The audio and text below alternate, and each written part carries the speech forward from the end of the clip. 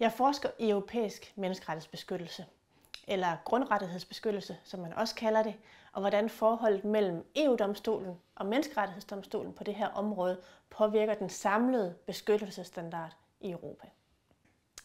Det, der motiverer mig mest ved min forskning, er emnets aktualitet og spændvidde. Det er et område, der er i konstant udvikling lige nu, og hvor der er meget konkrete problemer, der skal løses. Først og fremmest fordi EU-domstolen lige nu har svært ved at forstå betydningen af, at den samarbejder med menneskerettighedsdomstolen. En anden motiverende faktor ved min forskning er, at det giver en unik mulighed for, at man kan kombinere teori og praksis på en meget håndgribelig måde. Det jeg har forsøgt at gøre er at på baggrund af retsteori at opstille en række principper for, hvordan EU-domstolen og menneskerettighedsdomstolen bør samarbejde, hvordan de bør interagere over for hinanden for at sikre en ensartet og transparent beskyttelsesstandard i Europa.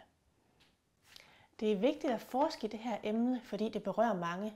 Det berører os alle faktisk. Det er vigtigt for den borger, som mener, at hans familieliv er blevet krænket, eller for den asylansøger, der står og er i risiko for at blive udsat til nedværdigende eller umenneskelig behandling, at de to domstole opererer med den samme beskyttelsesstandard. Ellers risikerer man, at denne her retsusikkerhed påvirker nationale domstoles mulighed for at vide, hvad for en regel skal vi bruge, og det vil udhule den samlede menneskerettighedsbeskyttelse i Europa. Det bedste ved at forske i mit emne er muligheden for at fordybe sig i det.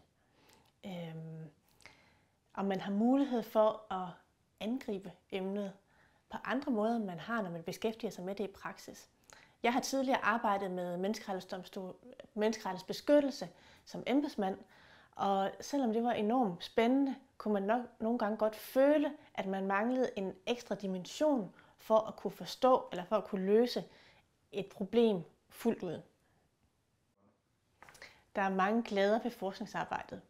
Både den nørdede glæde ved at fordybe sig i teoretiske diskussioner på et meget højt niveau, men også glæden ved at erfare, at de resultater, man opnår, kan være med til at gøre en reel forskel.